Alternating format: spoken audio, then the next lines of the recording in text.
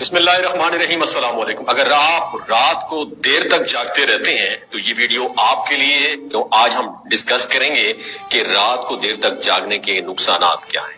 حضرت علی کرم اللہ وجہ الکریم کا یہ فرمان سن لیں کہ حضرت امام علی رضی اللہ تعالیٰ عنہ کی خدمت میں ایک شخص حاضر ہوا اور پوچھنے لگا، یا امیر المومنین، پریشانیاں، بیماریاں اور عمر کے کم ہونے اور مصیبتوں کی بنیاد کیا ہے؟ حضرت امام علی رضی اللہ تعالیٰ عنہ نے فرمایا، اے اللہ کے بندے، یاد رکھنا بیماریوں اور مصیبتوں کی ایک بہت بڑی وجہ رات کو دیر تک جاگنا ہے۔ جو انسان رات کو دیر تک جاگتا ہے وہ تین بڑی مشکلات میں گرفتار ہو جاتا ہے۔ پہلا نقصان یہ ہے کہ اس کے جسم میں بیماریاں بڑھنے لگتی ہیں، سکون ختم ہو جاتا ہے اور اس کی عمر کم ہونے لگتی ہے۔ ہمارا جسم ایک مشین کی طرح ہے جسے آرام کی ضرورت ہوتی ہے، اگر ہم اسے مسلسل جگائے رکھیں تو یہ جلدی خراب ہونے لگتا ہے۔ یہ پہلا نقصان ہے۔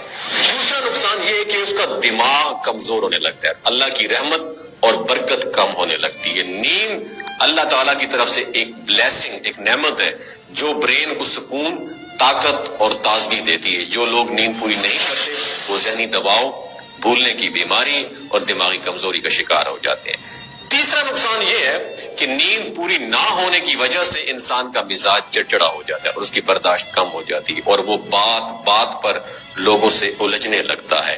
ایسے لوگ خود بھی بے سکون رہتے ہیں اور دوسروں کے لیے بھی پریشانی کا باعث بنتے ہیں۔ لہٰذا ہمیں چاہیے کہ ہم اپنی صحت اور زندگی کا خاص خیال رکھیں، وقت پر سونے اور وقت پر جاگنے کی عادت اپنائیں، اور جدید ریسرچ کے مطابق جو لوگ رات 9 بجے سے 12 بجے کے درمیان جاگتے ہیں ان کی جلد پر منفی اثرات پڑتے ہیں، کیونکہ اس وقت ہمارا جسم مرمت کے ریپیئرنگ کے عمل سے گزرتا ہے، اور اگر ہم جاگتے رہیں تو یہ عمل جو ہے نا کافی حد تک متاثر ہوتا ہے۔ یہی وجہ ہے کہ رات دیر تک جاگنے والے لوگ جلد بوڑھے دکھائی دیتے ہیں، ان کی توانائی کم ہو جاتی ہے اور وہ جسمانی اور ذہنی کمزوری کا شکار ہو جاتے ہیں۔ لہٰذا ہمیں چاہیے کہ عشاء کی نماز کے وقت جلدی سوئیں اور فجر کے وقت اٹھنے کی عادت ڈالیں، اور جو لوگ وقت پر سوتے اور جاگتے ہیں وہ نہ صرف صحت مند رہتے ہیں بلکہ ان کی زندگی بھی خوشگوار اور پرسکون گزرتی ہے۔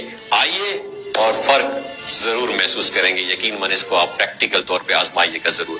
یہ ویڈیو اچھی لگی ہو صدقہ جاریہ سمجھ کے دوسروں کے ساتھ ضرور شیئر کیجیے۔ اپنا بہت خیال رکھیے گا۔ اللہ حافظ۔